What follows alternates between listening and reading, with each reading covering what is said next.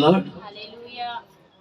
నిర్గమాకాండం 23వ అధ్యాయంలో ఇంకా అది కొనసాగుతుంది. 21వ అధ్యాయం 1వ వచనంలో మాటే 22, 23 కూడా అది కొనసాగుతుంది. ఇవన్నీ కూడా దేవుని న్యాయ విధులు అని అంటారు. ఇవన్నీ న్యాయ విధులు. ఏమిటి న్యాయ విధులు 23లో అంటే, పుకార్లు పుట్టింపకూడదు. అది 23 మొదట్లో లేని వార్త పుట్టింపకూడదని రాశారు. లేని వార్తలను పుకార్లు అని అంటారు. అవి పుట్టింపకూడదు. ఆ అన్యాయపు సాక్ష్యము పలకకూడదు. దుష్కార్యం చేసే వారి గుంపులో చేరకూడదు.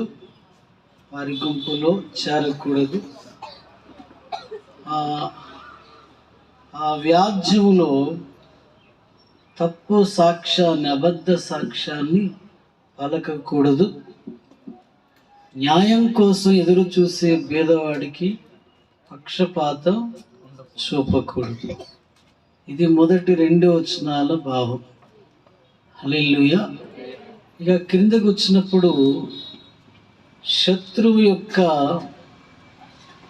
ఎద్దు కానీ గాడిద కానీ ఒకవేళ కనబడితే దానిని, అది ఎక్కడికైనా వెళ్ళినట్లు కనిపిస్తే దానిని వాడికి అప్పగించాలి. లేదు అది ఏదైనా బరువు కింద చిక్కుకుంటే శత్రువుతో కలిసి ఆ జంతువును విడిపించాలని రాశారు. అంతేకాని శత్రుత్వాన్ని కలిగి ఉండకూడదని చెప్పారు. ఇక క్రిందకు వచ్చినప్పుడు 7, 8, 9లో లంచము చేసే ఘోరమైన కార్యాలు అక్కడ రాశారు. లంచం తీసుకున్న మనుషులు, ఆ నీతిమంతులు ఎంత బలంగా నీతిమంతులు మాట్లాడినా ఆ మాటలను వాళ్ళు మార్చేస్తారని రాశారు. లంచం తీసుకునే వాళ్ళ కన్నులకి గుడ్డితనం ఉంది అని చెప్పారు. ఆ పేదవాడి విషయంలో అన్యాయం చేయకూడదని అక్కడ రాశారు. ఆ క్రిందికి వచ్చినప్పుడు, 6 సంవత్సరాలు మీరు పంటలు పండించాలి, 7వ సంవత్సరం ఆ భూమిని బీడుగా వదిలేయాలి, అది పేదవాళ్లకు, ఆ తర్వాత అడవి మృగాలకు అది ఆహారంగా ఉంటుంది అని చెప్తూ, ఆ క్రింద వచనంలో 13లో సృష్టికర్తను తప్ప వేరెవరిని తలంచకూడదని రాశారు. ఆ తర్వాత క్రిందికి వచ్చినప్పుడు ఆయన కొన్ని పండుగల కొరకు చెప్పారు. ఐగుప్తు దేశంలో నుండి మీరు వచ్చారు కనుక మీరు కొన్ని పండుగలను తప్పక అనుసరించాలి, అవి జ్ఞాపకార్థంగా ఉండాలని చెప్పారు. ఆ క్రింద వచనాలు ఇంకా 19కి వచ్చినప్పుడు, మొట్టమొదటిది దేవుని చేతిలో, అది డబ్బైనా పొలమైనా ఏదైనాను అది మొదట దేవుని చేతిలో ఉంచాలి అని చెప్పారు. ఆ తర్వాత కనాను దేశానికి వెళ్ళే మీకు ముందు నా దూతను పంపిస్తాను, కనుక మీరు ఆ స్థలానికి వెళ్ళాక అక్కడున్న 7 జాతుల ప్రజలను నేను బయటకు పంపిస్తాను. అయితే ఒక్కసారి పంపను, క్రమక్రమంగా వాళ్ళను పంపిస్తాను. మీరు అక్కడికి వెళ్ళాక వారితో సహవాసాలు చేయకూడదు, వాళ్ళ దేవతల వైపు మళ్ళకూడదు అని కొన్ని మాటలు వారికి చెప్తూ, అక్కడ చూడండి 31 అనుకుంటాను, అక్కడ కొంచెం ముందుకు వెళ్తే 20 20 30 31 32లో నీవు అభివృద్ధి పొంది ఆ దేశమును స్వాధీనపరచుకొని వరకు క్రమక్రమముగా వారిని నీ ఎదుట నుండి వెళ్ళగొట్టెదను. మరియు ఎర్ర సముద్రము నుండి ఫిలిష్తీయుల సముద్రము వరకును అరణ్యం నుండి నది వరకును నీ పొలిమేరలను ఏర్పరచెదను. ఆ దేశ నివాసులను నీ చేతికి అప్పగించెదను. నీవు నీ ఎదుట నుండి వారిని వెళ్ళగొట్టెదవు. నీవు వారితోనైనను వారి దేవతలతోనైనను నిబంధన చేసుకొనవద్దు. నీవు వారి దేవతలను సేవించిన యెడల అది నీకు ఉరియగును గనుక. కొన్ని హెచ్చరికలు దేవుడు చేశారు. ఇవి మీరు అపార్థం చేసుకోకూడదు. బైబిల్లో ఎక్కడో ఒక వచనాన్ని తీసుకొని మీరు అపార్థం చేసుకోకూడదు. అది క్రమముగా చదివితేనే అర్థమవుతుంది. ఏమిటి దేవుడు ఇలా అనేశారు అని మనం అనుకోకూడదు. ఆది కాండం నుండి క్రమముగా చదువుకొని వస్తే దేవుని యొక్క భావము మనకు అర్థమవుతాయి, భావాలు అర్థమవుతాయి. లేదంటే మనం కూడా అపార్థాలు చేసుకుంటాం. హల్లెలూయా. ఇది ఇశ్రాయేలీలతో దేవుడు చెప్తున్నారు. ఎందుకంటే ఐగుప్తు దేశంలో నుండి వాళ్ళను బయటకు తీసుకుని వచ్చిన దేవుడు ఆయనే గనుక ఆయన వాళ్లకు చెప్తున్నాడు. ఆ 13లో మీరు నేను తప్ప వేరొక 13వ వచనం, అది 23:13లో నేను మీతో చెప్పిన వాటినన్నిటిని జాగ్రత్తగా గైకొనవలెను, వేరొక దేవుని పేరుని ఉచ్చరింపకూడదు. Praise the lord. అంటే తీసుకొచ్చిన వాడిని నేను గనుక మీరు మరొక దేవుని పేరును ఎత్తకూడదని వారికి ఒక ఆజ్ఞ ఆయన ఇచ్చారు. ఆ తర్వాత ఆయన కొన్ని న్యాయ విధులు చెప్పాడు. మనం దేవుని మాటలు వింటున్నాం. దేవుడు ఆయన చాలా గొప్పవాడు, అనంత జ్ఞానము గల దేవుడు. ఇంతకు ముందు జరిగినవి దేవునికి తెలుసు, ఇక జరగబోయేవి కూడా ఆయనకు తెలుసు. మరో 30 సంవత్సరాల తర్వాత ఏం జరగబోతుందో కూడా దేవునికి తెలుసు. మనలో ఎవరికైనా తెలుసా? హల్లెలూయా. అందుకు దేవుడు అనంత జ్ఞానం గల దేవుడు గనుక పండితులు, జ్ఞానులు, ముఖ్యులు, ప్రముఖులు పరిశుద్ధ గ్రంథంలో గొప్ప వాళ్ళగా పిలువబడిన వారందరూ కూడా సాగిలపడి దేవునికి నమస్కారం చేశారు. ప్రకటన గ్రంథంలో 24 పెద్దలు వాళ్ళ కిరీటాలను నేల మీద వేసి దేవునికి సాష్టాంగ నమస్కారం చేశారు. ఎందుకంటే ఆయన తరతరాలలో ఉన్న దేవుడు, యుగ యుగములలో ఉన్న దేవుడు. మన పాత్ర ఎంత భూమి మీద? హల్లెలూయా. ఆయన అబ్రహామును చూసిన దేవుడు, మనల్ని చూసిన దేవుడు. మనం అవన్నీ చూడం. మన పాత్ర ఎంత అనంటే ఈ గొంతులో ప్రాణం ఉన్నంత వరకే మన పాత్ర, అంటే మనం పోషించే పాత్ర అంటాం. ఈ ప్రాణం పోయిన తర్వాత భూమి మీద మన పేరు తుడిచేస్తారు, ఇక ఏమీ లేదు. కానీ దేవుడు నిరంతరము ఉండేవాడు, ఆయన నిత్య నివాసి అంటారు. అలాంటి దేవునికి మనం కూడా సాగిలపడి నమస్కారం చేయాలి. హల్లెలూయా. రాజా, నాదా, సత్యస్వరూపి, నీవు యుగయుగములు ఉండువాడు. నీ కార్యములు న్యాయములు, నీ ధర్మములు న్యాయ విధులు అవి సత్యములు. అని పలికి మనం ఆయనకు నమస్కరించవలసిన వాళ్ళు. హల్లెలూయా.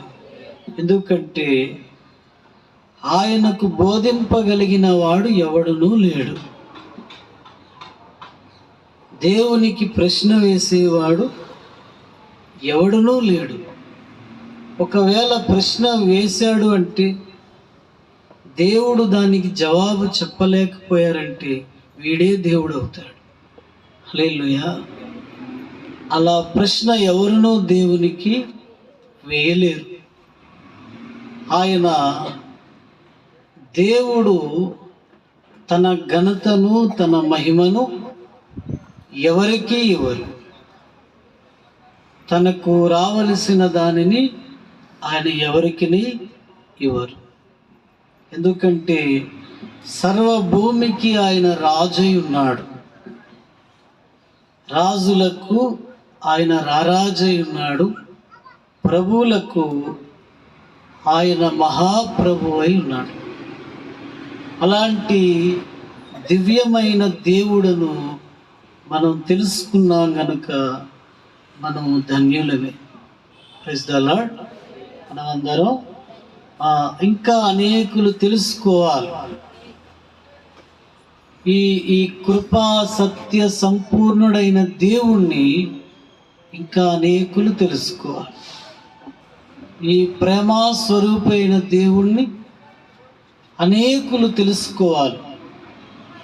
ఈ సత్య స్వరూపి అయిన దేవుణ్ణి అనేకులు తెలుసుకోవాలి. మనం పొందుతున్న ఈ సంతోషం, ఈ ఆనందం అన్యజనులు కూడా పొందుకోవాలి. అదే మనందరి ప్రార్థన. అవునా? సైలెన్స్గా ఉంది. అదే అందరూ అదే ఆనందాన్ని పొందుకోవాలి. ఆయన సర్వ శరీరులకు దేవుడై ఉన్నాడు. ఆయనకు అసాధ్యమైనది ఏదీ లేదు. Praise the lord. ఇంకా ఇటువంటి మాటలు ఎన్నో గొప్ప గొప్ప మాటలు ఉన్నాయి.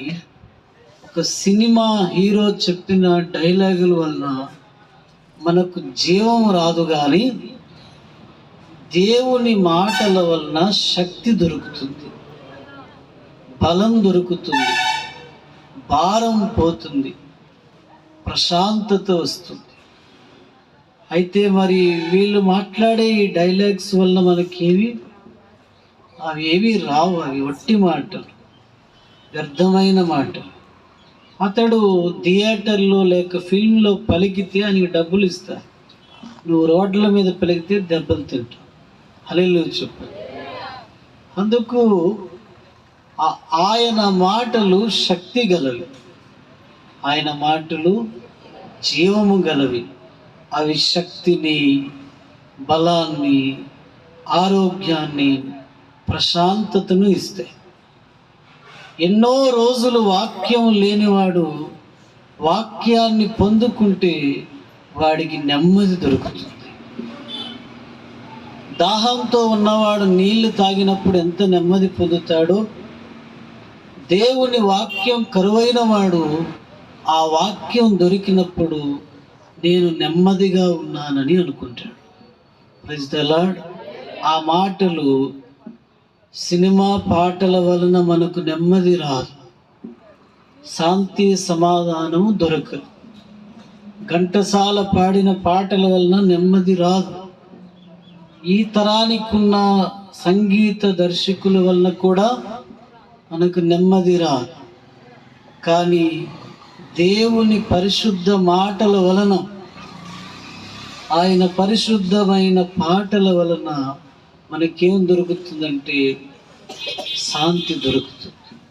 అందుకే ఆయనను నీ వాక్కు అగ్ని వంటిది కాదా, అది చాకలి వాని సబ్బు వంటిది కాదా అనే మాటలు వాడారు.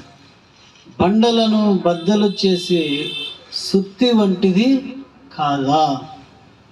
ఆ బలమైన మాటలు, ఆ ప్రాణాధారమైన మాటలు, ఆ జీవము కలిగిన ఆ జీవ జలముల ఆ ఊటలు మనకెంతో నెమ్మదినిస్తాయి. హల్లెలూయా. చనిపోయే ముందు ఈ మాటలు వింటూ మన పూర్వీకులు వాళ్ళ ప్రాణాలను నెమ్మదిగా వదిలేశారు. హల్లెలూయా. వారు చదవలేని సమయంలో, వారి కండ్లు మందగించిన సమయంలో ప్రక్కన వాళ్ళను పిలిచి, నాకు కొన్ని దేవుని మాటలు చదివి వినిపించు. వారు చదివినప్పుడు, నా దేవా, నా ప్రభువా, ఇవే నేను వినే చివరి మాటలు. ఇంతవరకు ఏ మాటలు విని ఈ భూమి మీద నేను బ్రతికానో ఆ మాటలు గల నీ దగ్గరికే వచ్చేస్తున్నానని వారు తమ ప్రాణాలను వదిలి దేవుని సన్నిధికి వెళ్ళిపోయారు. రాత్రి పగలు 1వ కీర్తన ప్రకారం రాత్రి పగలు నీ మాటలను ధ్యానించువాడు ధన్యుడు అని రాశారు. ఆ మాటల ప్రకారం పనులు చేసేవాడి పనులు సఫలమవుతాయని రాశారు. ఆ మాటలకు విరోధంగా చేసే పనులన్నీ పూర్తిగా పాడైపోతాయి. ఆ మాటలకు విరోధంగా చేసే పనులు ఏవైనా అవి పాడైపోతాయి. అందుకు దేవుని మాటలు ఎంత గొప్పవి. హల్లెలూయా. ప్రకటన గ్రంథంలో ఆయన కొరకు కొంత వర్ణన ఇస్తారు. ఆయన అపరంజి పాదములు గలవాడని, ఆయన అగ్నిజ్వాలల వంటి నేత్రములు గలవాడని, తెల్లని ఉన్నిని పోలిన ఆయన యొక్క తల వెంట్రుకలను పోలుస్తూ, భూమి ఆయన యొక్క పాదపీఠమని, ఆకాశం ఆయన సింహాసనమని అలా చెబుతూ ఉంటే ఎంత గొప్ప దేవుడో ఆయన. హల్లెలూయా. ఎంతో గొప్ప దేవుడు. ఆయనకు అసాధ్యమైన కార్యములు ఏమీ లేవు. ఆయన ఏదైనా చేయగలరు. ఆయన ఏదైనా చేయగలరని మనం నమ్ముతూ బ్రతకాలి. హల్లెలూయా.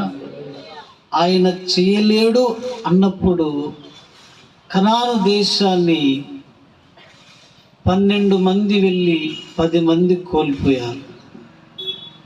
దేవుడు చేయలేడు అనే మాట వాళ్ళు ద్వంద్వార్థంగా పలికారు. ఆ దేశ ప్రజలు ఎత్తుగా ఉన్నారు, వాళ్ళు బలమైన వాళ్ళు నెఫీలీలు, వాళ్ళు బలవంతులు. వాళ్ళ దృష్టికి మేము మిడతల వలె ఉన్నాం, జయించలేము అని 10 మంది తెచ్చిన సమాచారం.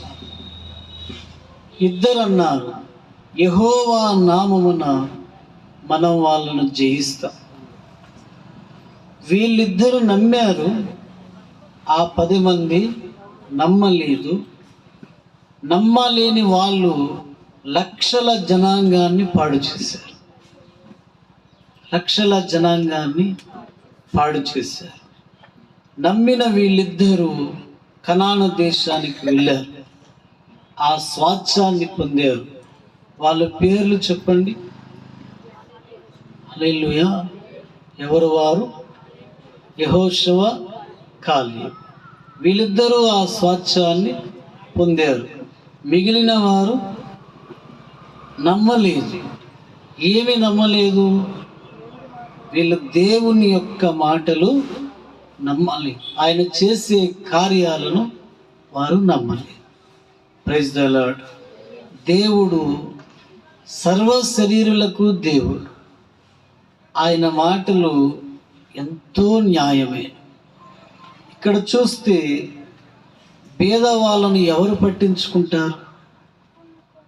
ఎవరు కడుపు నిండితే అది వాళ్ళకు మాకు ఇది చాలు అనుకునే దినాలు. కానీ దేవుడు పేదవాళ్ళపై శ్రద్ధ చూపించాడు. అది ఇక్కడ రాశారు.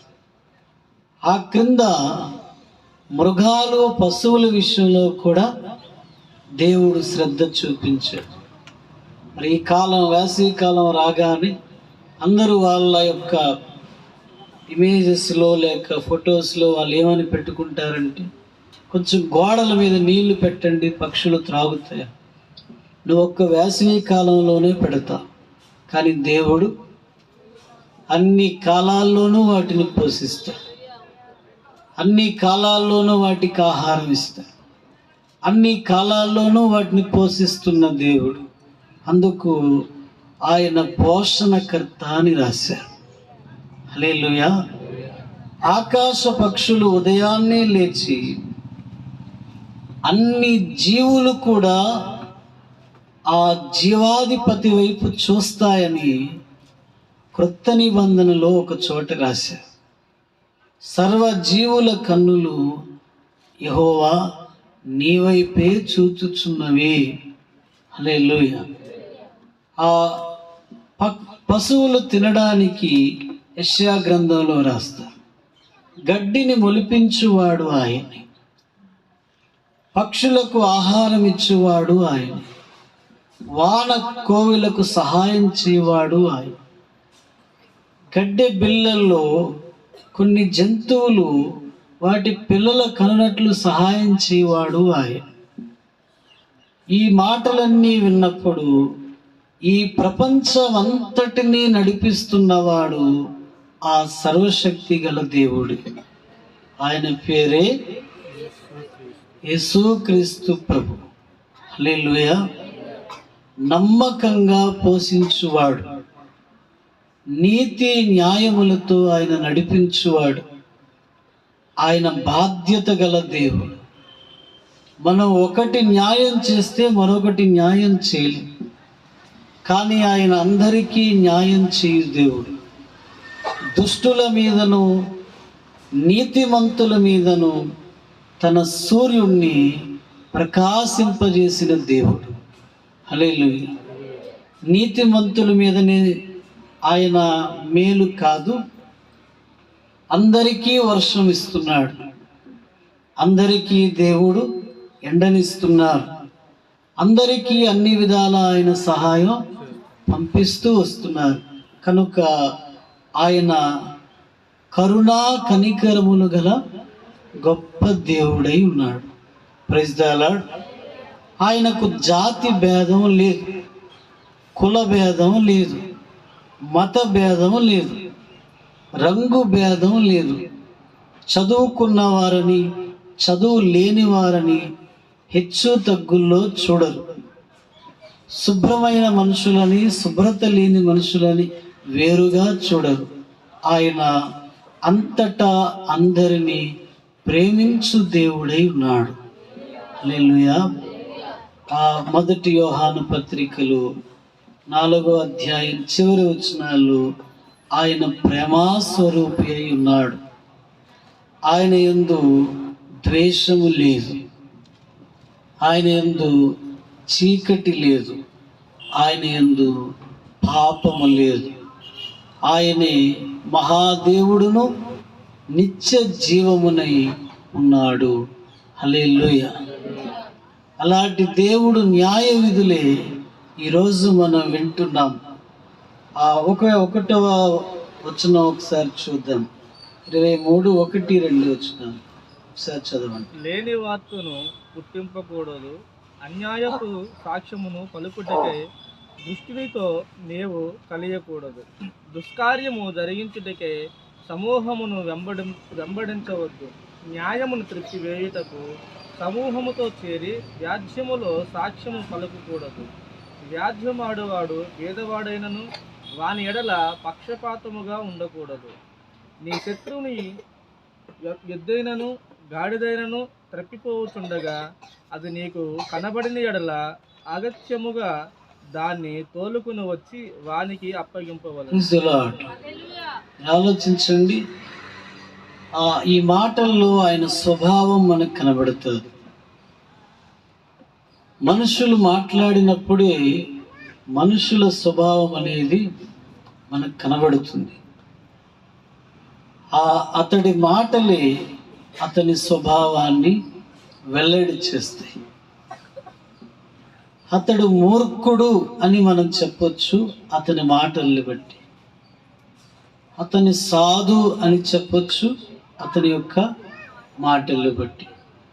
దేవుడు మాట్లాడుచున్న ఈ మాటలన్నిటిని బట్టి ఆయన కొరకు చెప్పొచ్చు ఆయన నీతిమంతుడైన దేవుడు. ఇప్పుడు శత్రువుకి మనం మేలు చేయగలమా? హల్లెలూయా. ఇప్పుడు ఉదాహరణకు మీకు నాకు పడదు, నేను పిలిస్తే నువ్వు పలుకుతావా? ఉన్నమాట చెప్పు. హల్లెలూయా. నువ్వు పలకు. ఇప్పుడు నేను ఏదైనా పని చెప్తే చేస్తావా? అది చేయవు. ఎందుకు చేయవు? శత్రుత్వం అలాంటిది. హల్లెలూయా. శత్రుత్వం అనేది ఏమిటంటే మరొక రసాయనమో ఏమో తెలియదు. అది మన గుండెల్లో ఉన్నంతకాలం మన శత్రువు ఏ పని చెప్పినా చేయాలనే మనస్సు మనకు ఉండదు.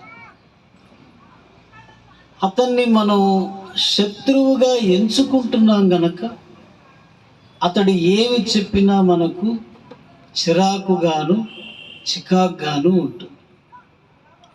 అందుకు మనకు సన్నిహితులు ఎవరైనా ఉండి మాట్లాడితే తప్పకుండా వారి పనులు మనం చేస్తాం. అయితే దేవుడు అంటున్నారు, సన్నిహితుల పనులు చేయడం కాదు, శత్రువుల పనులే చేయండి. హల్లెలూయా. ఎవరి పనులు? నువ్వు ప్రేమించేవారు పశువులు తప్పిపోతే కాదు, నువ్వు ద్వేషించేవారు పశువులు తప్పిపోతే వాటిని పట్టుకొని వాళ్ళకు అప్పగించు అన్నా. ఒకవేళ మార్గ మధ్యలో ఏదైనా పడిపోతే వాళ్ళతో కలిసి ఆ బరువును పైకి లేపు అని దేవుడు చెప్పారు. అంటే దేవుని దగ్గర ద్వేషం అనేది లేదు అని మనకు తెలుస్తుంది. ఆయన అందరినీ సమానముగా ప్రేమించేవాడు. ఆయన దగ్గర పగ లేదు, ద్వేషం లేదు. క్రైస్తవులందరూ ఒకవైపు రండి, ఈ ప్రపంచాన్ని నాశనం చేస్తానని దేవుడు అన్నాడా? హల్లెలూయా. తనలా బ్రతికే వారందరినీ ప్రత్యేకపరుస్తున్నాడు, క్రైస్తవులను కాదు. బాప్తిస్మం తీసుకున్న వాళ్ళని కాదు. అంటే తీసుకోవాలి, కానీ తీసుకొని ఇష్టం వచ్చినట్టు బ్రతికే వాళ్ళని కాదు. తనలా బ్రతికే వాళ్ళను దేవుడు ప్రత్యేకపరుస్తున్నాడు. హల్లెలూయా. ఆయన వచ్చాడు, 33.5 సంవత్సరాలు ఈ భూమి మీద నడిచాడు, శిలువ మరణాన్ని పొందాడు, పునరుత్థానుడై వెళ్ళాడు. ఆ తర్వాత 12 మంది యేసు క్రీస్తులు వచ్చారు. హల్లెలూయా. వీళ్ళెవరండి అని మీరు అనొచ్చు. ఈ అపోస్తులు వెళ్ళిపోయిన ఆ యేసు ప్రభువుని లోకానికి చూపారు. ఈ 12 మంది వెళ్ళిపోయాక వారు కట్టిన సంఘాల్లో ఉన్న యేసుక్రీస్తు ప్రభువుని పోలిన వారు వాళ్ళు మరికొందరిని తయారు చేశారు. అంటే యేసుక్రీస్తు ప్రభు వచ్చి వెళ్ళిపోయారు, కానీ ఆయన తయారు చేసిన వాళ్ళు ఇంకా యేసుక్రీస్తు ప్రభువులా బ్రతికే వాళ్ళను నేటికి తయారు చేస్తున్నారు. హల్లెలూయా. మీరు ఒక మాట ఆలోచించాలి. యేసుక్రీస్తు ప్రభు ఒకవేళ ఏదైనా గొడవలో ఉంటే ఆయన ఎలా వ్యవహరిస్తారు? ఏదైనా అసమాధానం ఉన్నప్పుడు ఆయన ఎలా వ్యవహరిస్తారు అనేది ఆలోచిస్తూ నడుచుకుంటే మనలో ఎవరు కనబడతారు అవతల వారికి? హల్లెలూయా. మత్తయి సువార్త ఆజ్ఞలేవి మనలో పనిచేసినట్లు లేదు. దేవునికి స్తోత్రం. నీ కుడి చెంప మీద ఎవరైనా కొడితే చూపించిన వాళ్ళే మనం. హల్లెలూయా. నీ పై వస్త్రాన్ని ఎవరైనా తీసేసుకుంటే ఇది తీసుకున్నప్పుడు కూడా ఆపొద్దన్నాడు ఆయన. దీన్ని బట్టి మనం చూస్తే మనలోని యేసుక్రీస్తు ప్రభు ఇతరులకు కనబడలేనప్పుడు అది క్రైస్తవ జీవితం కాదు, అది దేవుని పిల్లల లక్షణం కూడా కాదు. హల్లెలూయా. ఇప్పుడు శత్రుత్వం అనేది అదొక పదార్థం కాదు, అది ఇక్కడ ఉంది. మన పుట్టుకలోనే అది ఉంది. మన పుట్టుకలోనే ద్వేషం అనేది ఉంది. అది మనల్ని దాటి రాకుండా దేవుడు చూసుకోమని చెప్పారు. మనం తినేవి కాదు, మనలో నుండి వచ్చేవే మనలను పాడు చేస్తాయని రాశారు. మనలో నుండి ఏమొస్తుంది? కోపం వస్తుంది, ఆగ్రహం వస్తుంది, మూర్ఖత్వం వస్తుంది, భోగేచ్ఛలు వస్తున్నాయి, ఆతృతలు పుడుతున్నాయి, కామపేక్షలు కలుగుతున్నాయి. ఇవి మన లోపటి నుండి వచ్చి మనలను పాడు చేస్తాయి. మనం తాగే డ్రింక్ వలన మనకి ఏ హాని అంటే మనం అపవిత్రం అయిపోము. కానీ ఈ లోపల నుండి వచ్చే ఏ డ్రింక్ అన్నాను నేను? కూల్ డ్రింక్ చెప్పి.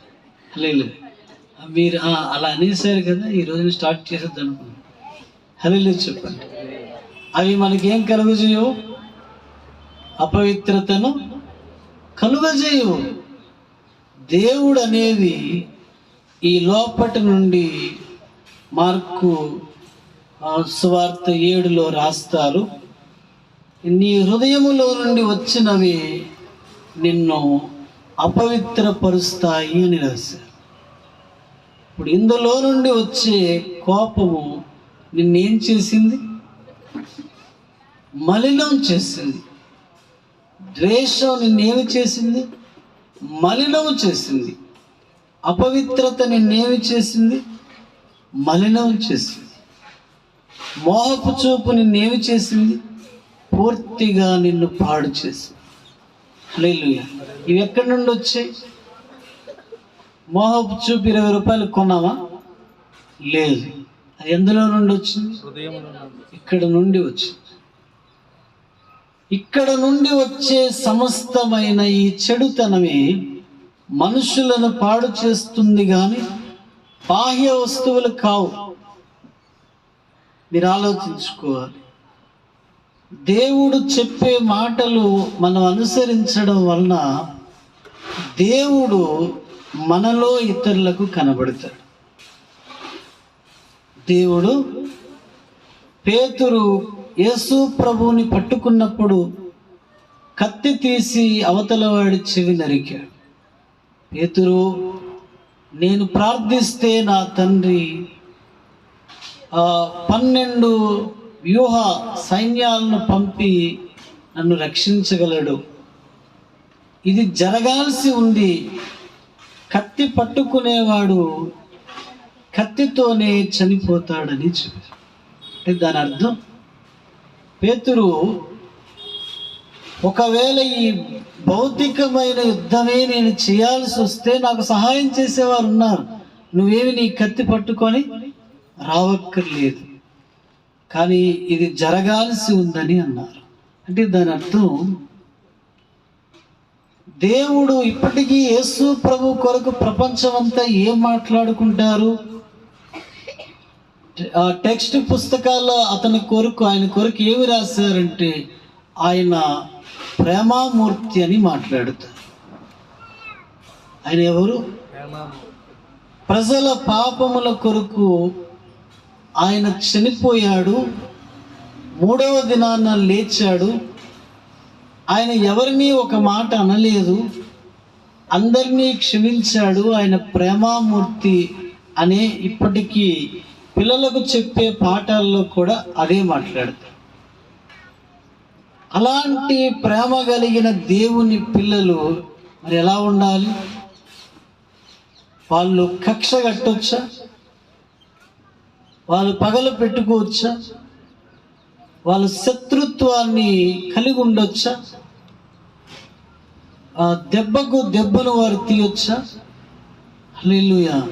మీరు ఆలోచిస్తే అలాగాని మనం వ్యవహరిస్తే మనం ఎవరి పిల్లలం కాము? దేవుని పిల్లలము కాలేము. హల్లెలూయా. అందుకు మనం సేవిస్తున్న దేవుడు ప్రేమామయుడై ఉన్నాడు. మన లక్షణాలు కూడా అవి. స్టెఫన్ని రాళ్లతో కొట్టగా యేసుక్రీస్తు ప్రభు పద్ధతి చెప్పాడు. అయ్యా, ఈ తప్పు వారి మీద, నిన్నెవడైనా రాళ్లతో కొట్టాడా? హల్లెలూయా చెప్పు. ఈ తప్పు వారి మీద మోపద్దు అని చెప్పి ప్రాణం వదిలాడు. మనం తీసుకోవలసిన పద్ధతి అదే. యేసు ప్రభువుని కొరడాలతో కొట్టినప్పుడు, ఆ రోడ్ల మీద నడిపించినప్పుడు, ఆయనను చాలా హింస పెట్టినప్పుడు శిలువ మీద ఆయన పలికిన మాట ఏమిటి? తండ్రి, వీరేమి చేయుచున్నారు, వీళ్ళెరుగరు గనుక క్షమించండి అన్నారా? మొత్తం లేపేమన్నాడు. హల్లెలూయా. మనం ప్రభువుకు బోధించే వాళ్ళం అవుతున్నావా? ఆయన మాటలు పట్టుకొని బ్రతకాల్సిన వాళ్ళం. ఆ దారే మనకు విజయము కానీ వేరే దారి మనకు విజయాన్ని. హల్లెలూయా. ఇప్పుడు జీవము గల దేవుని సంఘాన్ని ఆరంభించాక ఎందరో క్రైస్తవుల్లోనే ఎందరో శత్రువులను చూశాం. అన్యజనుల్లో వాళ్ళను సహించాం, వాళ్ళను ఓర్చుకున్నాం, వాళ్ళను భరించాం. తగిన కాలం రాగానే దేవుడు ఎవరిని ఎక్కడ ఉంచాలో వాళ్ళను అక్కడకు పంపేశాడు. హల్లెలూయా చెప్పారు. అంటే దేవునితో వెళుతున్న మనం ఈ ప్రయాణంలో సహనమును, దీర్ఘశాంతమును, ఓర్పును, మౌనమును, ఇంకను చాలా ఘోరమైన తగ్గింపును కలిగితే తప్ప ముందుకు మనం ప్రయాణించలేము. క్రైస్తవ్యం కానిది ఏదైనా అది క్రూరంగా ఉంటుంది. క్రైస్తవ్యం ఒకటే శాంతి కలిగినదిగా ఉంటుంది. హల్లెలూయా. అందుకు అలజడైపోయింది జీవితం. హల్లెలూయా. మహాత్మా గాంధీజీ కూడా పండితులు చెప్పే మాట, ఆయన ఈ దేశానికి స్వతంత్రాన్ని తేవడానికి శాంతి మార్గాన్ని ఎన్నుకున్నాడు. ఆయన ఏమన్నాడు? బ్రిటిష్ వాళ్ళు కొట్టినా మీరేమనకండి, తిట్టినా ఏమనకండి. ఆ తర్వాతే ఆయన ఒక సూత్రాన్ని ప్రవేశపెట్టాడు. చెడు వినకు, అదే ఆ మాట. ఆయనకు గాంధీజీకి మత్తయి సువార్త 5, 6, 7 అధ్యాయాలు చాలా ఇష్టం అని చెప్పారు. హల్లెలూయా. అవి ఎవరు చదివినా ఆ ప్రకారం బ్రతకగలిగితే ఆ ప్రపంచాన్ని మార్చవచ్చు అని అన్నారు. హల్లెలూయా. ఈ మాటలు పండితులు చెప్పారు. అయ్యే మీకు తెలియచేస్తున్నా. హల్లెలూయా చెప్పండి. అందుకు పగవాడి ఎద్దు అలా వెళ్ళిపోతే ఏం చేయమన్నారు? నువ్వు తోలుకుంటా. హల్లెలూయా. నాకు చెప్పకు. Praise the lord. దేవుడు చెప్పే మాట అది. శత్రువుకు కూడా ఆయన ఏం చేయమంటున్నారు? హెల్ప్ చేయండి, సహాయం చేయండి. మనకు పడని మనుషులకు కూడా మనం ఏం చేయాలి? సహాయం చేయాలి. Praise the lord. ఆజ్ఞ ఎంత బలమైందో చూడండి.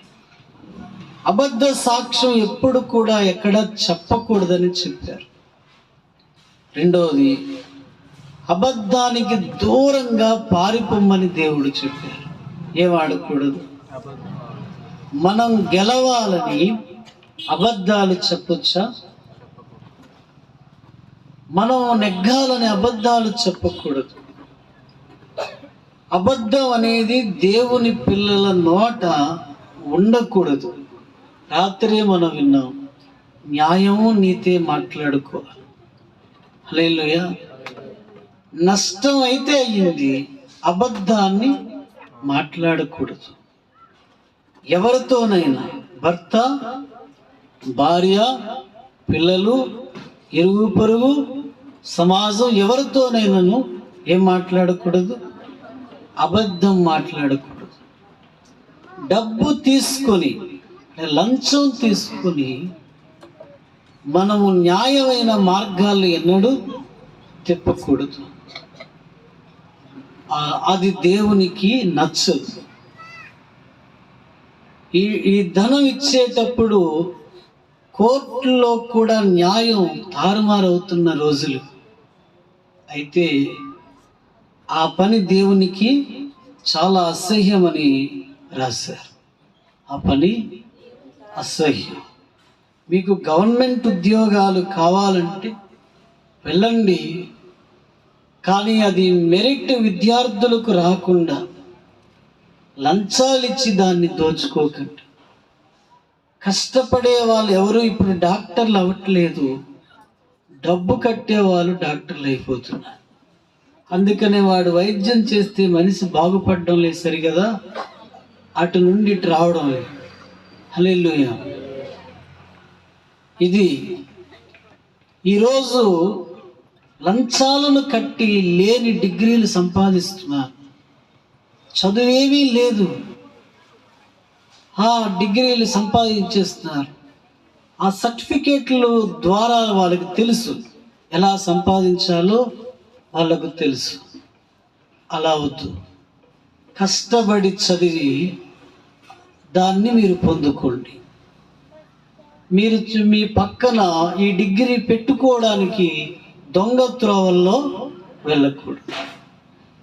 కష్టపడి చదివి, నేను ఎంఏ చదివాను, నేను బిఏ చదివాను, నేను పిహెచ్డి చేశాను, నేను ఇది కష్టపడి చేశాను అలా చెప్పుకోవచ్చు. కానీ డబ్బు కట్టి పాస్ అయ్యే పద్ధతులు, ఆ సర్టిఫికేట్స్ తెచ్చుకునే పద్ధతులు అయితే నువ్వు యేసు ప్రభు దగ్గరికి రావద్దు.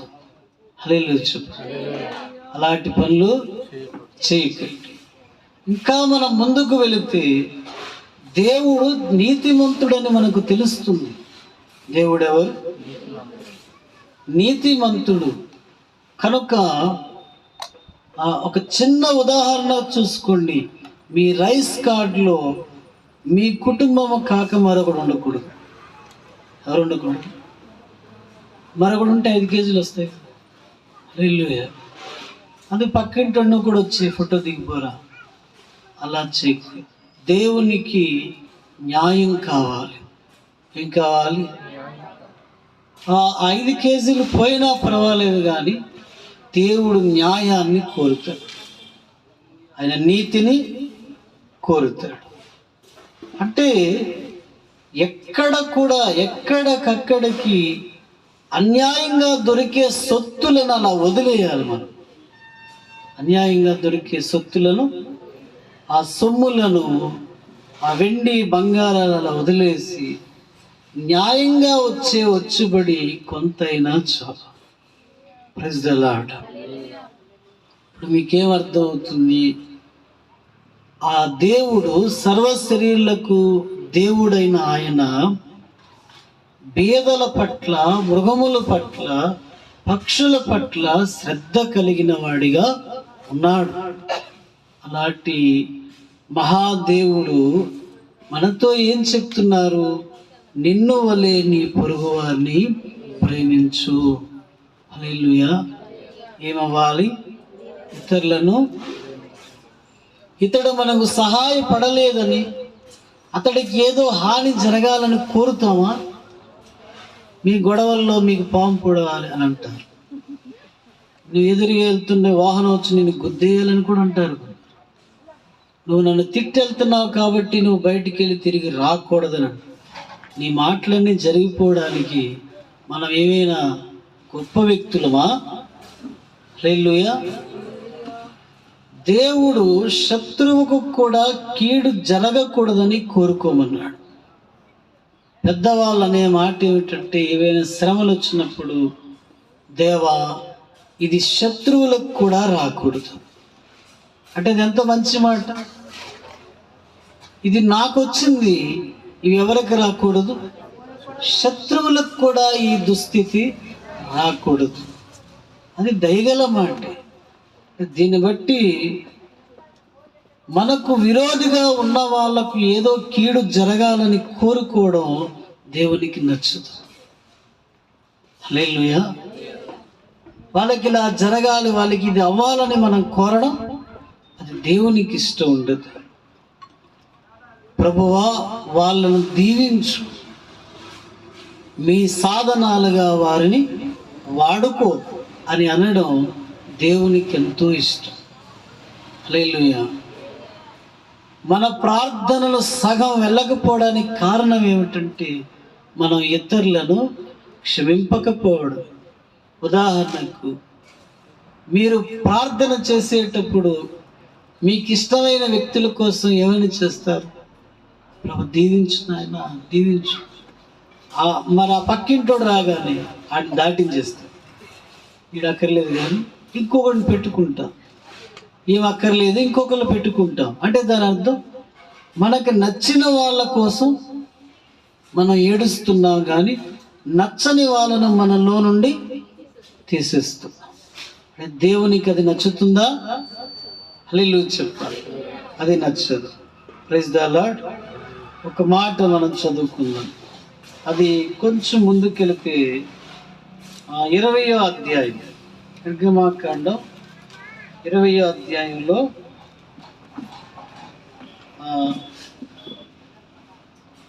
19వ వచనం ఒకసారి చూడండి. 19. నీవు మాతో మాట్లాడము, మేము విందుము. దేవుడు మాతో మాట్లాడిన ఎడల మేము చనిపోవుదుము. అందుకు మోషే, భయపడకుడి, మిమ్ము రక్షించుటకును మీరు పాపము చేయకుండానట్లు ఆయన భయము మీకు కలుగుటకును దేవుడు వెంచేసిన ప్రజలతో చెప్పాను. హల్లెలూయా. ఇక్కడ చూడండి, మీరు పాపం చేయకుండానట్లు ఆయన భయము మీకు కలుగుటకు దేవుడు ఏం చేశానని ప్రజలతో చెప్పాను. అది కొండ మీద జరిగిన సంఘటన. దేవుడు సీనాయి పర్వతం మీద అగ్నిగా దిగి వచ్చినప్పుడు ప్రజలు భయపడితే మోషే అంటున్నాడు, మీరు భయపడకండి, మీరు పాపము చేయకుండా బ్రతికేలా ఉండడానికే ఈ దర్శనం అన్నారు. పాపం చేయకుండా ఉండడానికి ఈ దర్శనము, కానీ మరి ఏది చేయడానికి కాదు. హల్లెలూయా. ఇప్పుడు మనం ఏం చెప్తాం? నీతిమంతుడైన దేవుడు మనకేం బోధిస్తున్నాడు? పరిశుద్ధుడైన దేవుడు మనకేం బోధిస్తున్నాడు? ఆయన త్రోవలు యథార్థమైనవి, మనం అవే చేయాలి. ప్రార్థన అంటే ఏమిటి? ఒక అంశాన్ని ఎత్తి పట్టుకోవడమా? అది కాదు. మొదట మనం ఏ విషయాల్లో బలహీనంగా ఉన్నామో దాన్ని దిద్దుకోవడం, దాని నుండి దేవుడు మనల్ని బాగు చేయాలని ఆయన్ని వేడుకోవడం. నీకు కేజీహెచ్ హాస్పిటల్ ఇస్తున్నాను ప్రార్థన చేయండి, వార్డు దించేస్తాం. చర్మ వ్యాధుల వార్డు జ్ఞాపకం చేసుకో ఆయన, మరి ఆర్థోపెడిక్ వార్డు జ్ఞాపకం చేసుకో, కార్డియాలజీ వార్డు జ్ఞాపకం చే. ఎన్ని వార్డులు ఉన్నాయి అన్నీ చెప్తావు. నీ వార్డు చెప్పు ఫస్ట్. హల్లెలూయా. నువ్వు ఏ వార్డులో ఉన్నావు మొదట చెప్పు. క్షమించలేని వార్డులో ఉన్నాను ప్రభువా, నన్ను జ్ఞాపకం చేసుకున్నాడు. దిక్కుమాలిన ప్రార్థనలు నీకు ఎంతకాలం చేసుకొని కూర్చుంటాం? శక్తి లేదు, బలం లేదు. క్షమాపణ లేదు, పశ్చాత్తాపం లేదు, దుఃఖం లేదు.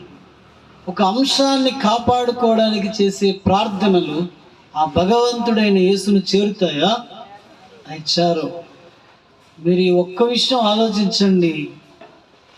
ఇక్కడ గోతులు తవ్వినప్పటి నుండి ఒక్క ప్రార్థన దేవుడిని చారలేదు. ఒక్క ప్రార్థన కూడా దేవుడిని చారలేదు. హల్లెలూయా. అంటే మనం పరిశీలించుకోవాలి. అక్కడ ఏదో జరిగింది, ఏదో పొరపాటు జరిగింది, ఏదో తప్పిదం జరిగింది. అది గమనించి ప్రార్థన చేస్తే ఇమీడియట్లుగా ఆ ప్రార్థన దేవుని యొద్దకు వెళ్ళి ఉండేది. ఈ రోజు నుండి ప్రార్థనలు వెళ్ళే అవకాశం మళ్ళీ దొరుకుతుంది. హల్లెలూయా. ఇప్పుడు మీరు ఆలోచించండి, దేవుడు వెంటనే మనతో మాట్లాడేస్తారని మీరు భావించకండి. ఆలస్యంగా వచ్చిన ఆయన మనతో మాట్లాడితే చాలు. ఆయన ఏదో జరగబోయేది నాకు చెప్పారని మీరు కోరుకోకండి. దిద్దుకునే హెచ్చరికలు దేవుడు ఇస్తే చాలు. Praise the lord.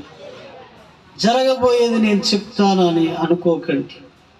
ఒక ఆవిడంది, మీరు పడవ రూపంలో చర్చి కడతారు, పడవ లేదు, బోటు లేదు. హల్లెలూయా చెప్పు. దేవునికి స్తోత్రం. నోవాహు పడవలాగానే కట్టి ఉండేవారు. ఆ బోటు లేదు, ఆ మనిషి స్థిరంగా లేదు, ఆమె పోయిందంటే కాదు, దేవుళ్ళలో నుండి పోయి లోకంలో. హల్లెలూయా. మీరేమంటారు? దిద్దుబాటు నాకు దేవుడు చూపించాడంటే పెద్ద సమస్య వస్తుంది. మరి ఆ సమస్య కొరకు ఎలా సమాధానాన్ని వెతుక్కోవాలి ప్రభువా అని అడగలేదు. నాకు దేవుడు చూపించేశాడని గంతులేశాడు. నీకు చూపించేశాడు, నాకు చూపించేశాడు, అంతా పోయింది. హల్లెలూయా. అది కాదు కావలసింది. సమాధానాన్ని ఎలా వెతుక్కోవాలి ప్రభువా? దేవుడు చాలా ఆశ్చర్యం గలవాడండి. అన్ని వైపులా చెక్కి మనుషులు నిలబెట్టే దేవుడు. అన్ని వైపులా చెక్కి నిలబెట్టే దేవుడు. ఆ ప్రేమ స్వరూపిని అవగాహన చేసుకోలేక 70 మంది ఆయన వదిలిపోయారు. పేతురు, నువ్వు కూడా వదిలి వెళ్ళిపోతావంటే అన్నాడు, జీవపు మాటలు గల నిన్ను వదిలి నేను ఎక్కడికి వెళ్తానన్నాడు. Praise the lord. 70 మంది ఇంకా మిగిలిన వారు ఎందుకు వాళ్ళు వెళ్ళిపోయారంటే, ఆయన నా రక్తము త్రాగి నా మాంసము తినువాడు నిత్య రాజ్యానికి వారసుడు అవుతాడు అన్నప్పుడు వాళ్ళు బాహ్యపరంగా మాటలు తీసుకున్నారు. కానీ ఆయన రొట్టె ద్రాక్షారసం కొరకు ఆ మాటలు చెప్పినట్టు వాళ్ళు గ్రహించలేదు. అందుకు వాళ్ళు తొందరపడి వెళ్ళిపోయారు. కానీ పేతురు నిలబడినందుకు ఆయన చాలా ఖండాలను కదిలించాడు. హల్లెలూయా. ఈరోజు దేవుడు నీతో చెప్తున్న మాటలు, ఇక్కడ ఎంతమంది ఉన్నాము ఈ గుడారాల్లో, అందరిలోనూ ఎవరు కనబడాలి ఇతరులకు? ఎవరు? యేసుక్రీస్తు ప్రభు మనలో కనబడాలి. దానినే నిజమైన క్రైస్తవ్యం అంటారు. హల్లెలూయా. రియల్ క్రిస్టియానిటీ అంటే అది. ఓ చప్పట్లు కొట్టేయడమో, ఓ ప్యాక్ ఒకటి వచ్చింది, ఆడవాళ్ళకు ఒక ప్యాక్ వచ్చింది, ఇలా కట్టేసుకోవడం ఒక ప్యాక్, అవి కాదు క్రైస్తవ్యం. మనలో నుండి దేవుడు ఇతరులకు కనబడకపోతే అది క్రిస్టియానిటీ కాదు. యేసన్న తినే పల్లెంలో ఉమ్మేసినప్పుడు అవతల వానికి ఎవరు కనబడ్డారు? నీ పల్లెంలో వేస్తే యేసు ప్రభు కనబడడం, అపవాది కనబడతాడు. హల్లెలూయా. ఎవరు? ఇక అంతే, ఆడికేసి ఇచ్చేస్తాం. నీలో యేసు ప్రభు కనబడలేనప్పుడు ఈ బాప్తిస్మము దేనికి? ఈ ప్రార్థనలు దేనికి? ఈ సమర్పణలు దేనికి? ఈ కానుకలు దేనికి? హల్లెలూయా. నీ భార్య చెప్పేస్తుంది నువ్వు క్రిస్టియన్ కాదు అని. నీ భర్త చెప్పేస్తాడు నీలో క్రైస్తవ్యం లేదు. నీ పిల్లలు చెప్తారు నీలో క్రైస్తవ్యం లేదు అని. హల్లెలూయా. అలా అనేటప్పుడు మనం ఏమవ్వాలి? సిగ్గుపడాలి. ఏమవ్వాలి? అయ్యో వీళ్ళు ఇలా అనేస్తున్నారు. Praise the lord. నువ్వు దేవుణ్ణి నమ్ముకున్నావు కదా, నువ్వు ఇలా ప్రవర్తించవచ్చని ఎవరైనా అడిగితే ఎలా ఉంటుంది చెప్పండి? అది లోపల ఎన్ని నరములు తెగిపోతాయి. ఓ శ్రద్ధగా దేవుడి దగ్గరికి వెళ్ళి వచ్చేస్తుంటావు కదా, నువ్వు ఇలా ఇలా మాట్లాడొచ్చు అని అడిగితే ఎక్కడ మనం జవాబు చెప్పగలం? హల్లెలూయా. నువ్వు ప్రభువుకి ప్రార్థన చేస్తావు కదా, నీకింత కోపం ఎందుకని అడిగితే ఏం చేయగలం? మా ప్రాంతంలో ఒక ఆయన, వాళ్ళు ఎప్పుడు, అది పేద గ్రామం, ఏ రోజు కూలి ఆ రోజుదే, అందరి ఇల్లులు, ఓ 3-4 ఇల్లులే ధనికుల ఇల్లులు, వాళ్ళు గవర్నమెంట్ ఆఫీసర్లు ఉండేవారు. ఆ పూట తెచ్చిన ఆహారం వండి తన భార్య పెడితే నచ్చని మాట ఏదో ఆమె అన్నందుకు పల్లెముతో అన్నం ఇలా విసిరేశాడు. అన్నం బయట ఉంది, ఆమె ఏవో పాపం గుడ్లు తెచ్చి వండింది, ఆ 2 బయట పడ్డాయి. అన్నం బయట ఉంది, పల్లెం బోర్లో పడింది. అతని పేరు పాలరాజు. ఏం పేరు? పాలు. ఏం పేరు? ఎవరి పేరు ఈ పాలు? అపోస్తలుడైన పౌలు పేరు పెట్టుకున్నాడా? అతడు అలా ఇసిరాడు కోపానికి. మరలా వంట తయారు చేయాలంటే టైం పడుతుందా లేదా? పడుతుంది. అలా విసిరినప్పుడు నేను ఆహారాన్ని బయట చూశాను. వాళ్ళు, అతను ఆ వైపు పడుకున్నాడు, ఆమె ఈ వైపు పడుకుంది, పిల్లలు ఆడుకుంటున్నారు. ఎంత ఘోరమైన అసమాధానం అండి అది. దేవుని పిల్లలకు తగునా చెప్పండి? మీరు ఎప్పుడో వదిలేశారు అన్నమాట. హల్లెలూయా చెప్పండి. అలా విసిరేయవచ్చా? దేవుడు వాళ్ళలో కనబడుతున్నాడా? సాతాను కనబడలేదా? మీలో ఎవరైనా విసిరిన వాళ్ళు ఉన్నారా? హల్లెలూయా. అన్నం విసరణ కానండి, ఖాళీ ప్లేట్ విసురుతావా? ఏదైనా సరే నీళ్ళు ఎవరు కనబడాలి? దేవుడు కనబడకపోతే అది క్రిస్టియానిటీ కాదు. అందుకు మనం ఆలోచిస్తే, దేవుణ్ణి నమ్ముకొని ఎన్ని సంవత్సరాలు అయిందో అన్ని సంవత్సరాలు మనలో ఆయన కనబడకపోతే అవి వ్యర్థమైన సంవత్సరాలు అని అంటారు. అవి ఏ సంవత్సరాలు? వ్యర్థమైన సంవత్సరాలు. ఏదో ఉద్రేకం వచ్చేస్తే ప్రార్థనలు చేసేయడం, అది కాదు దేవునికి కావలసింది. ఈరోజు క్రిస్మస్ కదా, అందరం చర్చికి అయి కాదు. దేవునికి అలాంటి ఉద్రేకాలు కాదు కావలసింది. వాళ్ళు ఎలా ఉండాలంటే, ప్రస్తుతం ఆయన బాహ్యపరంగా లోకంలో లేడు, ఆత్మస్వరూపిగా ఉన్నాడు. క్రైస్తవుల్లో నుండి లోకానికి కనబడాలనేది దేవుని ఉద్దేశం. కానీ అవకాశాన్ని ఏ క్రైస్తవుడు ఇప్పుడు ఇవ్వడం లేదు. బైబిల్ పట్టుకొని సన్నిధికి వచ్చి దేవునికి ప్రార్థించి వెళ్ళి నీకు నీ భర్తకు గొడవ అయితే నీ నోటి నుండి వచ్చే సంస్కృతం ఆనాడు కూడా లేదు, ఈనాడు లేదు. హల్లెలూయా. ఏమిటి ఆ సంస్కృతం? చెప్పాలి. అది భయంకరమైన భాష, అన్యులు కూడా వినలేనిది. మరో మాట చదువుకుందాం ఒకసారి, చూడండి. 20వ నిర్గమాకాండ 20వ అధ్యాయం ఒక మాట మనం చదువుకుందాం. దేవుడు చెప్పే మాటలు కొన్ని ఉంటాయి.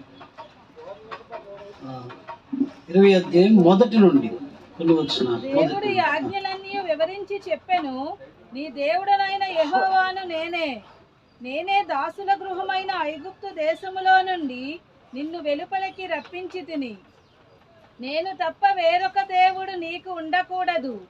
పైన ఆకాశమందే గాని, క్రింద భూమి అందే గాని, భూమి క్రింద నీళ్ళయందే గాని యుండు దేని రూపమునైనను విగ్రహమునైనను 5వ వచనం. ఏలయనగా నీ దేవుడైన యెహోవానగు నేను రోషము గల దేవుడను. నన్ను ద్వేషించి వారి విషయములో 3-4 తరముల వరకు తండ్రుల దోషమును కుమారుల మీదికి రప్పించుచు నన్ను ప్రేమించి నా ఆజ్ఞలు గైకొను వారిని 1000 తరముల వరకు కరుణించువాడనై ఉన్నాను. Praise the lord. దేవుని ఆజ్ఞలు గైకొన్న వారిని అంతవరకు మనం బ్రతకం భూమి. అయితే పిల్లలు బ్రతుకుతారు. అందుకు మనం చేయాల్సింది ఒకటి, మనలో ఎవరు కనబడాలి, ఏ పరిస్థితుల్లోనైనా, అది వ్యాజ్యమైనా, అది గొడవైనా, అది అసమాధానమైన, అది ఐక్యత లోపమైన, మనలో ఎవరు కనబడాలంటే దేవుడు కనబడాలి. హల్లెలూయా. మనలో ఎవరు కనబడాలి, ఆ కార్యం దేవుడు చేస్తారు. దేవుడు మనలో కనబడలేని క్రైస్తవ్యం ఉన్నా ఒకటి, లేకపోయినా ఒకటి. నీ భర్త నువ్వు నోటికొచ్చినట్లు తిట్టినప్పుడు అతడు ఏమనుకుంటాడు చెప్పు? ప్రార్థన మానదు, బోతులు మానదు. హల్లెలూయా. ఏమన్నాడు? ప్రార్థన మానదు, బూతులు మానదు. మరి ఈమె నమ్ముకున్న దేవుడు ఎలాంటి వాడు అని అడగడా? మీరు ఆలోచించండి. మన సాక్ష్యాన్ని మనం కోల్పోకూడదు. ఎన్నోసార్లు మీరు విన్నారు, ధర్మప్రకాష్ భార్యను అతడు బూటు కాలుతో తన్నప్పుడు, ఆమె రక్తపు మడుగులో ఉన్నప్పుడు అత్త వచ్చి ఏం జరిగిందని అడిగినప్పుడు ఆమె ఏం చెప్పారు? పడిపోయానత్త. ఏమంది? తన భర్త మీద నేరం మోపకుండా పడిపోయానత్త అంది. ధర్మప్రకాష్ అనే అతడు ఆ మాటను తన మనసులో పెట్టుకున్నాడు. నేను కొట్టానని కూడా అనలేదు, ఈ బూటు కాలుతో తన్నానని కూడా అనలేదు, పడిపోయానని చెప్తుంది నా భార్య. అవే అతన్ని రక్షించాయి. అతడు చనిపోయే వరకు రాజస్థాన్ పరిసర ప్రాంతాల్లో గొప్ప సాక్షిగా బ్రతికి చనిపోయాడు. హల్లెలూయా. ఎవరు? తన భార్యలో అతడు దేవుణ్ణి చూశాడు. ఈరోజు నీలో నాలో ఎవరిని చూస్తున్నావు? మన యవనస్తుల్లో నేను దెయ్యాలు చూస్తున్నాను. హల్లెలూయా. వాళ్ళు దేవుడు నాకు ఎప్పుడు కనబడరేమో అనుకుంటా. హల్లెలూయా. ఎప్పుడు దెయ్యాలే కనబడతాయి. అంటే తప్పుగా భావించకండి. ఎప్పుడు దేవుడు కనబడతారు? ఆయన లక్షణాలు ఎప్పుడు మనలో నుండి బయటకు వస్తాయి. మరి పెద్దవాళ్ళలో కొందరిని చూస్తే వాళ్ళలో చాదస్తమే కనబడుతుంది, దేవుడు కనబడడం లేదు. మూర్ఖత్వమే కనబడుతుంది, దేవుడు కనబడడం లేదు. మరి కొందరిని చూస్తే పాపం కనబడుతుంది, దేవుడు కనబడడం లేదు. అలా అయితే ఎలాగా? మీరు ఆలోచించండి. మనలో ఇతరులకు ఎవరు కనబడాలి? దేవుడు అదే క్రైస్తవ జీవితం. దానికి ఏం కావాలి? సహనం. ఏం కావాలి? అద్దెను తప్పు వేశాడు, లెక్కలు తప్పుగా రాశాడు. 18,000 రూపాయలకు 4,000 ఇచ్చాడు. ఒక చోట మేము అద్దెకున్నప్పుడు కనీసం మరికొంత సహాయం చేయండి అని అడిగినా ఇవ్వలేదు. స్కూల్ ఫీజు కట్టాలి, ఒక 1,000 రూపాయలు ఎక్కువ ఇవ్వండి దయచేసి అన్నా ఇవ్వలేదు. ఖచ్చితంగా 18,000 రూపాయలు వసూలు చేశాడు. ఒక్క మాట కూడా ఆడకుండా అక్కడ నుండి బయటికి వచ్చాం. అంటే అలా దేవుడే చేసి ఉండొచ్చు. అక్కడ ఉన్న వాచ్మెన్ ఇలా మాట్లాడుకున్నారు. పాపం ఆయన నోరు తెరిచి అడిగాడు, ఒక్క 1,000 రూపాయలు కూడా ఆయన ఇవ్వలేదు. అలా ఆ యొక్క డబ్బు అంతా ఆయన తీసుకున్నాడు. అదే డానియేల్ అనే జాషువా డానియేల్ గారికి కూడా అలాగనే జరిగింది ఒక సంఘటన. తప్పుడు లెక్కలు చూపితే 6 నెలల అద్దె ఆయన కట్టినట్టు ఒకసారి చెప్పారు. మారు మాట ఆడకుండా వీళ్ళు చేశారయ్య. స్టేషన్కి వెళ్ళారా, గొడవ పడ్డారా? నిన్న వెళ్ళినందుకే నాకు దుఃఖం ఇంకా వదలలేదు. హల్లెలూయా. గొడవ పడలేదు. ఎందుకు? మనలో ఎవరు కనబడాలి? 1,00,000 రూపాయలు పోయినందుకు ఏనాడో బాధపడకూడదు. దేవుడు ఇప్పటికైనా అది ఇస్తారు, అంతకంటే ఎక్కువ ఇస్తారు. కానీ దేవుడు అవతల వారికి మనం చూపలేని దినం మరలా తిరిగి రాదు. మళ్ళీ అలాంటి దినాన్ని తేగలమా? అలాంటి దినాన్ని తీసుకురాలేము.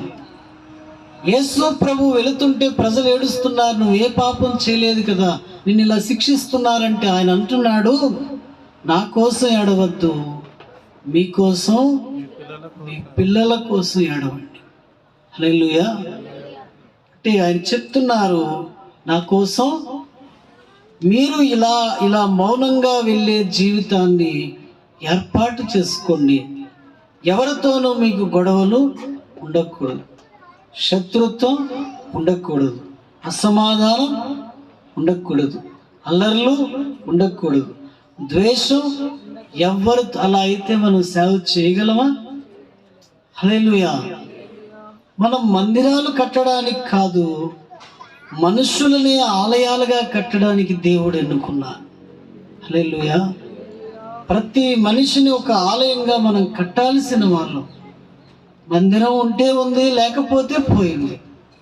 కానీ ఆ మనుషులను మనం ఏం చేయాలి? ఆలయాలుగా కట్టాలి. అంటే మనలో ఎవరు కనబడాలి? దేవుడు కనబడాలి. పాస్టర్ గారు మీరు కూర్చుని నిలుస్తారు. హల్లెలూయా. ఇది ఏమైనా ఫిలిస్తీన్ యుద్ధమా? దేవునికి స్తోత్రం. కాదు, మనం ఎవరిని కాపాడాలి? మనుషులను రక్షించాలి, వారిని సత్యంలో నిలవబెట్టాలి. అందుకే దేవుని చేత మనం ఎన్నుకోబడ్డాం. ప్రార్థన చేసుకుందాం. తలలో